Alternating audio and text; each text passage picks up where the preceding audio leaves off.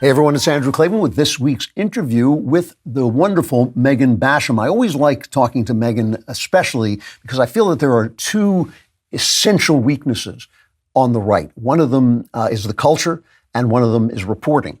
And Megan, as you probably know, is the Daily Wire's culture reporter, and she does a great job of seeing the culture, not the way I see it from the cultural point of view, but from the stuff that goes on behind the culture and how the culture comes to you. And she has a book now that I am in the middle of reading called Shepherds for Sale: How Evangelical Leaders Traded the Truth for a Leftist Agenda. And it is not maybe the most cheerful book you'll ever read, but it is a really well-researched and well-written and insightful look at what has happened to a certain segment of the Christian community. Megan, it's always good to see you. How are you doing?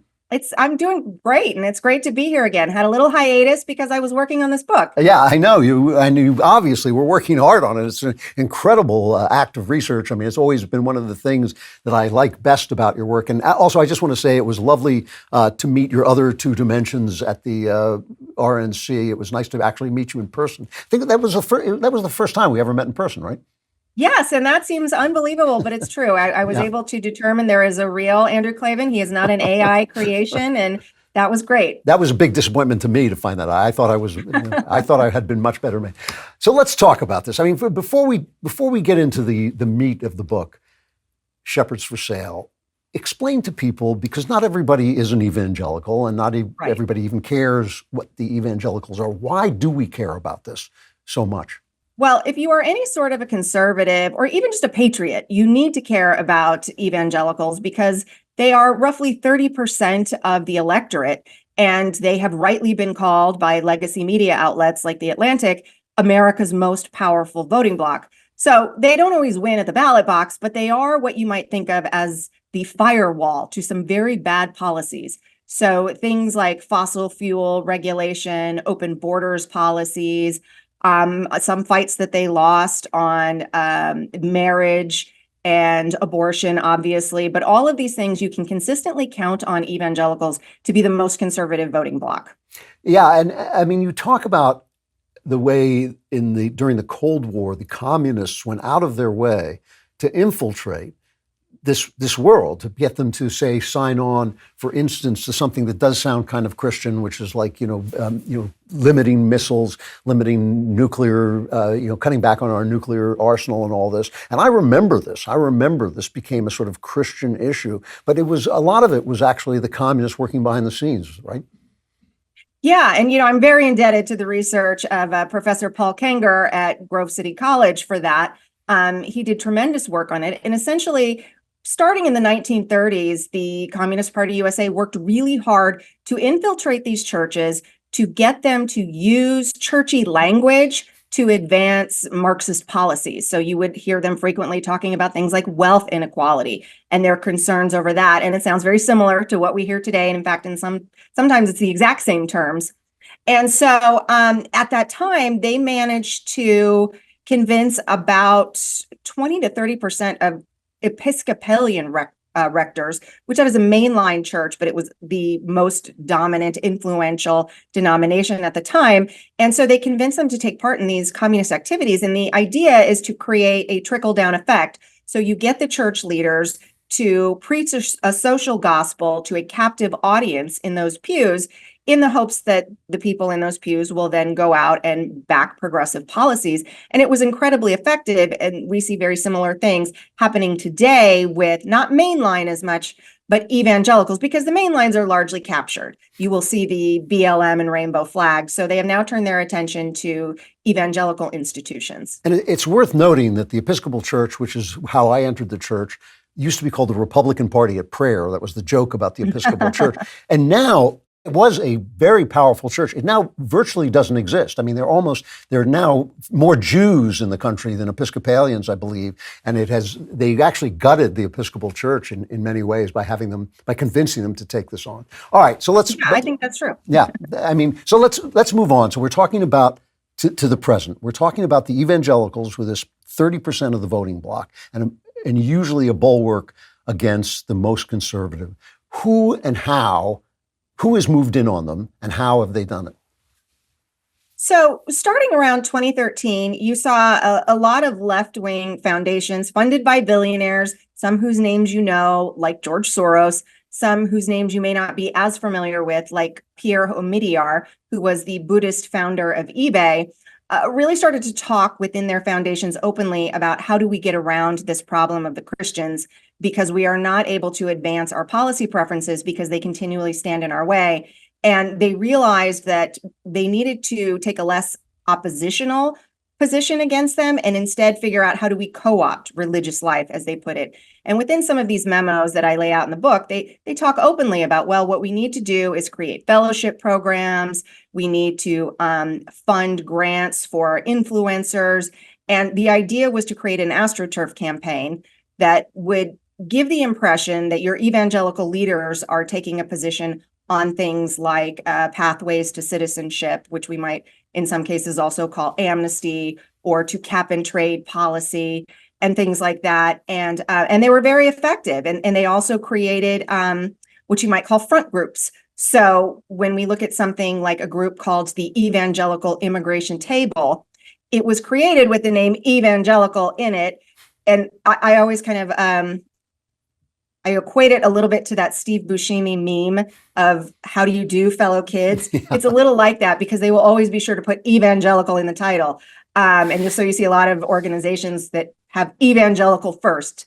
And so what they do is they create the front group. It is a part of the National Immigration Forum. So there's a left-wing umbrella group that creates the front group. Legally, there's no separation between these entities, and it's taking left-wing funding from people who are not Christians, who are not interested in advancing the kingdom or the doctrine of the church, and yet its purpose is to go out and advance policy. And I really want to stress that because sometimes people will hear something like Evangelical Immigration Table, and they rightly think, well, as Christians, we want to spread the gospel to immigrants, regardless of how they came to be here, or we want to see to their material needs. Jesus told us to do that, but that's not what these organizations are. They are explicitly designed to affect policy, and they are that is this explicit work that they're doing. They're lobbying lawmakers, conservative lawmakers in particular, to tell them you need to back these progressive policies because your evangelical constituents, who are your most important constituents, want this.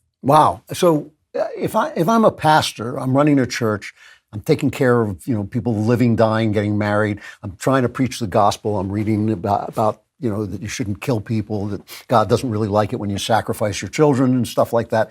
And what do I experience? How do I experience this? And George Soros thinks we got to get this guy off this marriage and non-abortion tack. What do I experience as a pastor then?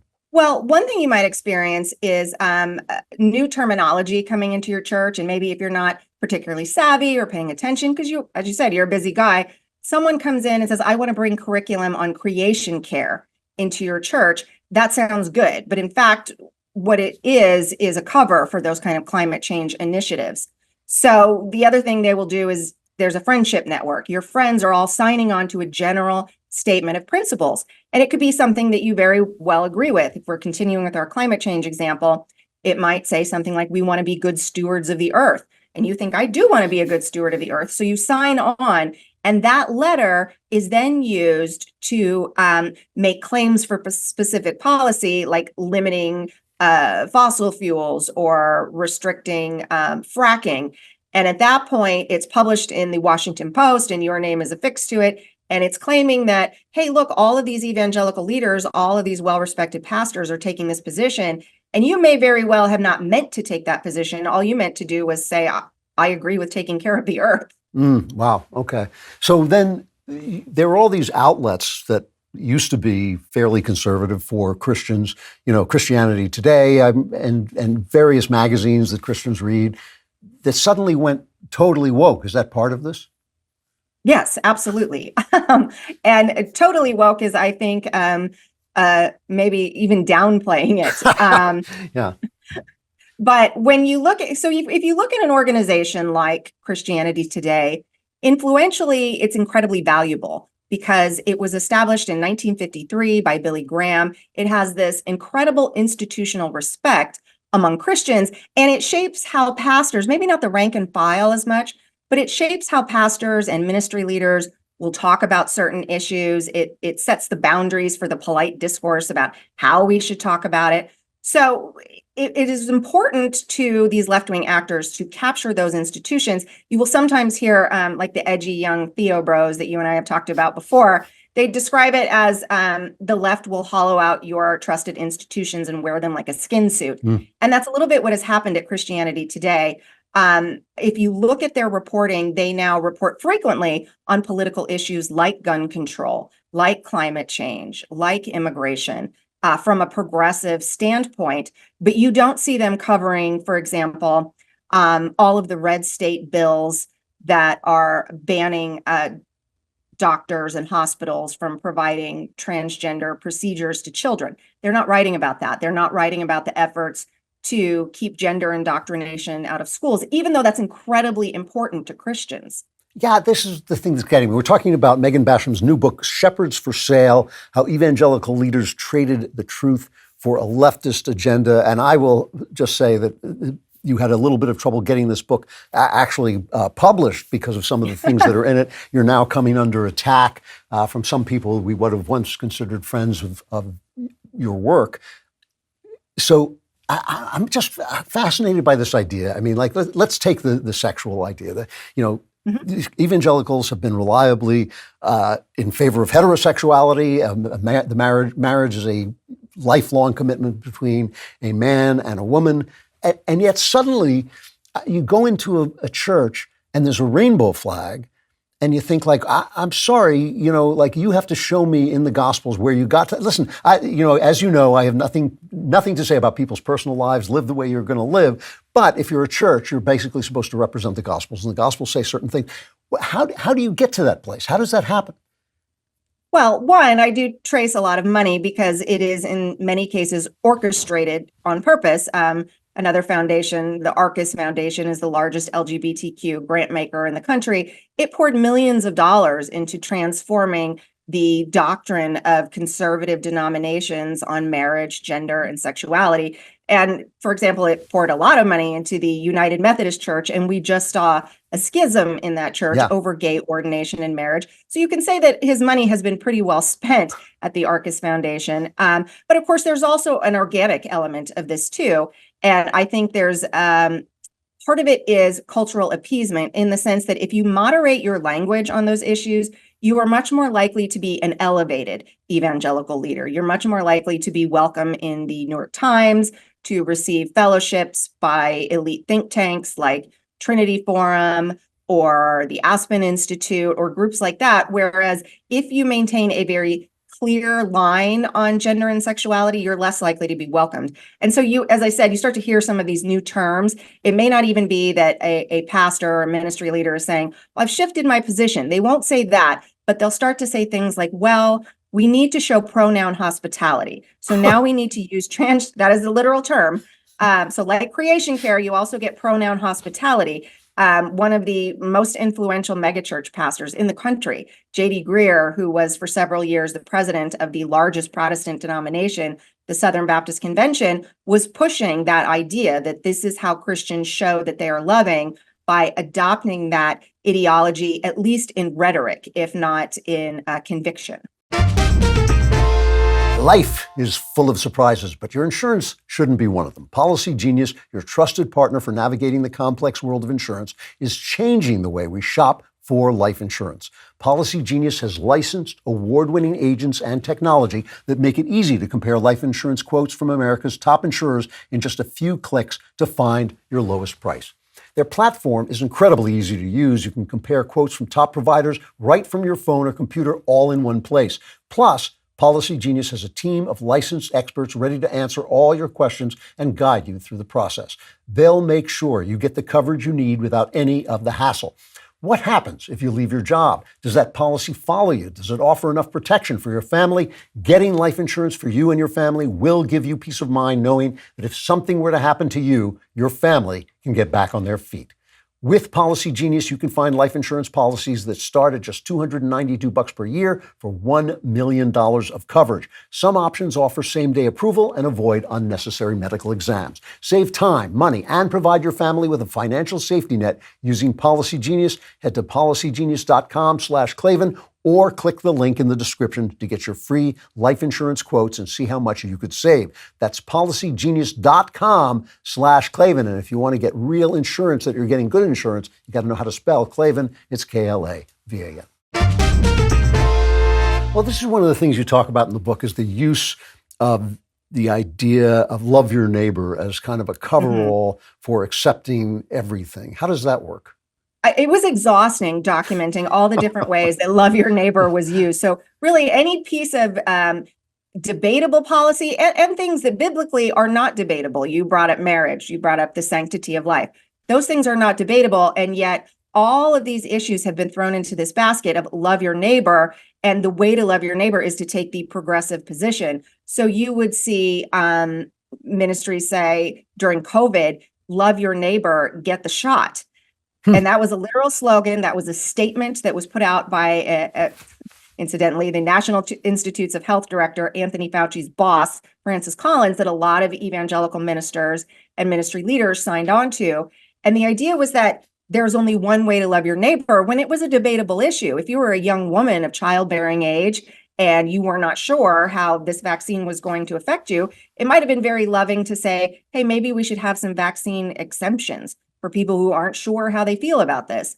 And so really it's a spiritual manipulation that insists there's only one way to love your neighbor in any of these scenarios.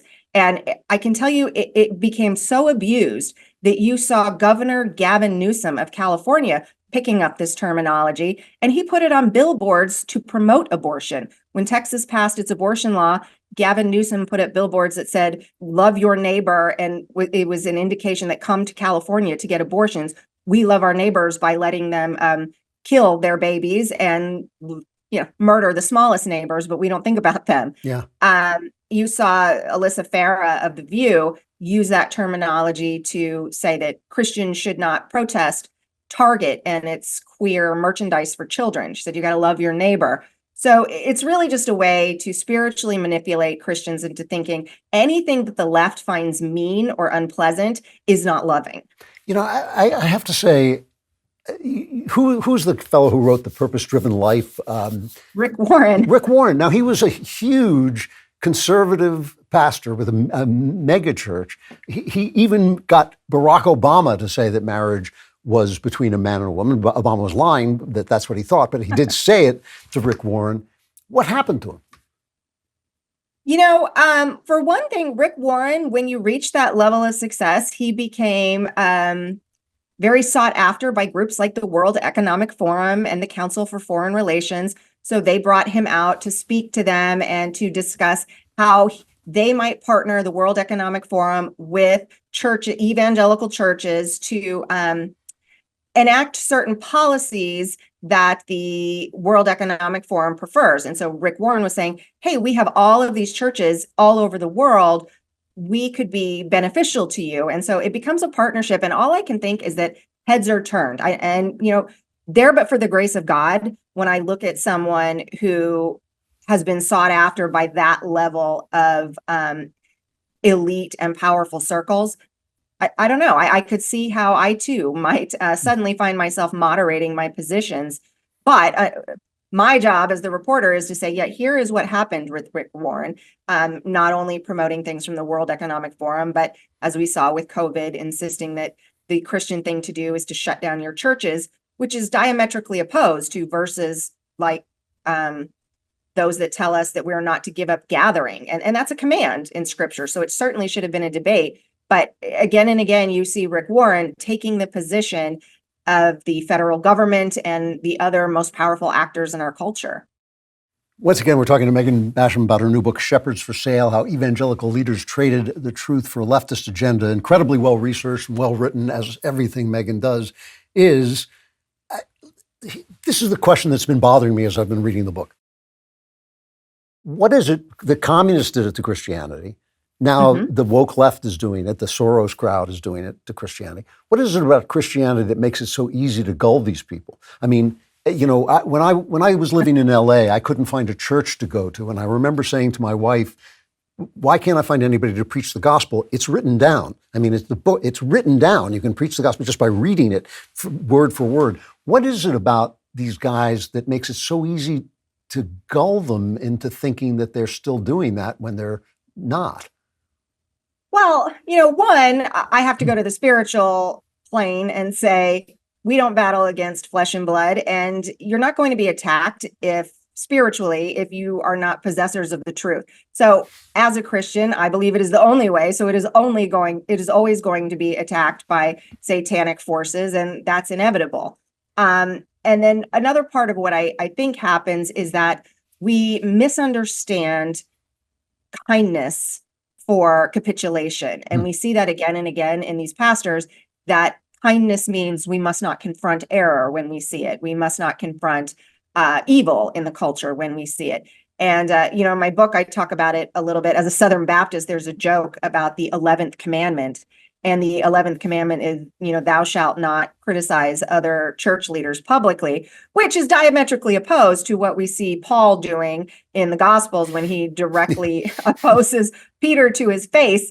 But that sort of thing can really become dominant in a culture that prizes and correctly prizes being loving, but misunderstands what loving means.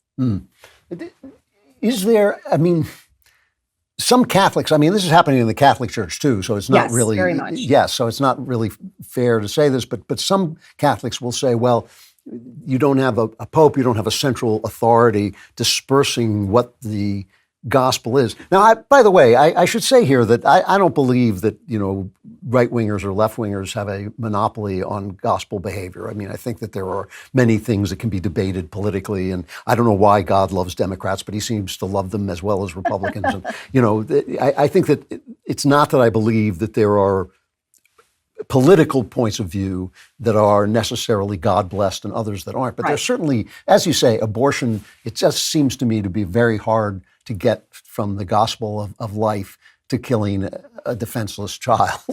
I don't know, maybe it's just me, but I just don't see how you get there. So again, I guess I want to ask, is there no vaccine, as it were, against these people? How is it that a Francis Collins who was promoted, I fell for that for a while. He was, there's a guy who actually believes in Jesus looking at, genetics. That's a good thing.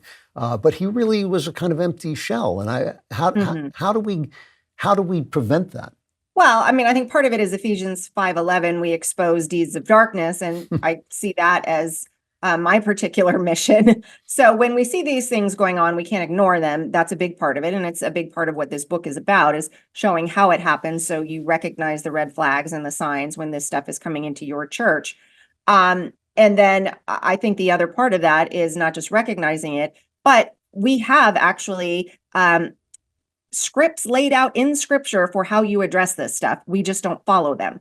So when you see error and heresy popping up, and I like that you said that, look, we don't all have to agree on gun control or climate change. And I take pains in my book to say, we don't have to agree with whatever particular policy it is. And as Christians, we can debate those issues. The problem is pretending that there is only one position Scripture could take on debatable issues. Right. So, it's really hard to say, what does God think I should do in terms of firearm ownership? That should absolutely be something that we as Christians can debate. And that debate is being circumvented by saying from the pulpit, no, this is what God expects of you on this debatable issue, which we might also call legalism. And so I think the other part of that is that we have this script in Scripture to confront it, to say, we are not legalistic. And that's exactly what you saw Paul doing with Peter, saying whether to eat this or not eat this, and who you sit with and who you don't sit with, these are debatable issues. And you are treating these other Christians like they are not true believers because they have a different background. They are Gentiles instead of Jews, and we're all one in Christ Jesus. And that's the kind of thing I think we are seeing, is this very legalistic burden heaping by creating rules that are man-made rules, saying you have to agree with this, to follow the gospel faithfully. And I do want to be clear that you have seen some of these leaders who are coming into conservative seminaries saying that in order to be faithful to the gospel, you have to back certain climate change policies. That's insane. Yeah.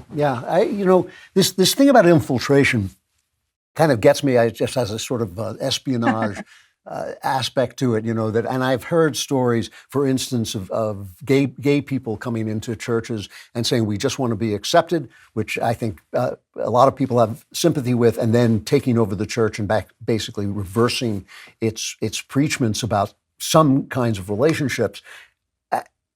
I guess what I want to know is how powerful has this been on the rank and file? You're talking about the corruption of people, pastors, magazines, media, the open conversation. How much is this working on the rank and file?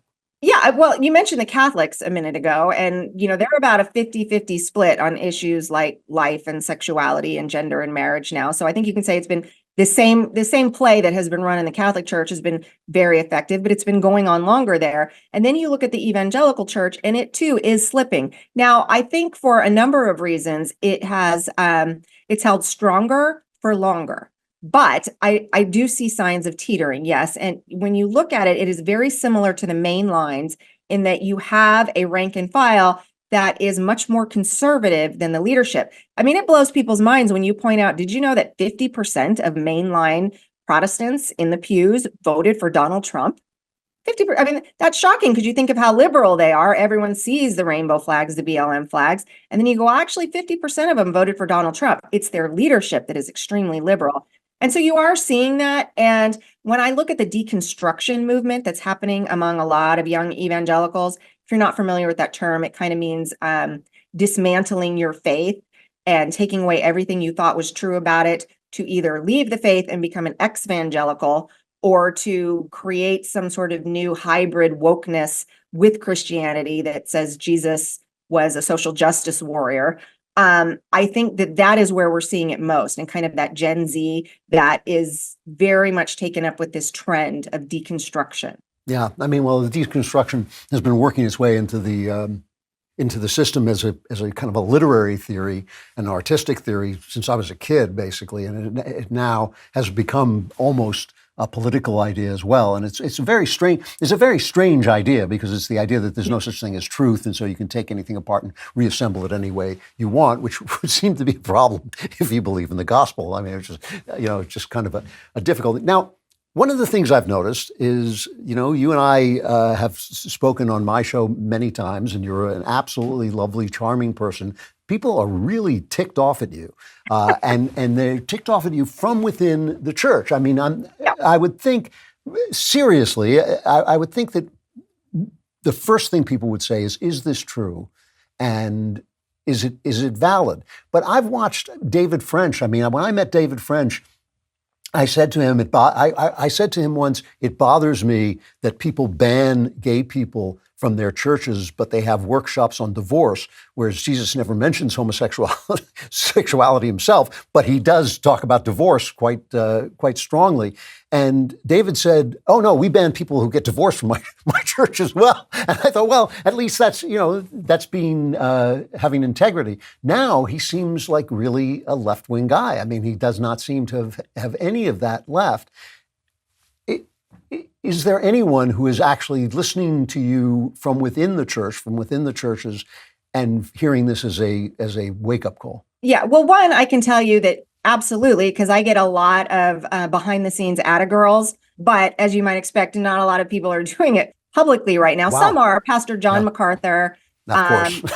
I'm so grateful for him, yes. To step up and say, this is an important book. Rosaria Butterfield, who, such a blessing to me, because she, if you're not familiar with her, she's a best-selling author who was a queer theory feminist professor at Syracuse, tenured, and became a Christian, left that life, married a pastor, just a really strong Christian, and had built up incredible credibility and institutional respect. And she burned it all to back me and endorse my book. So I am getting some, but, on the pushback, that's to be expected.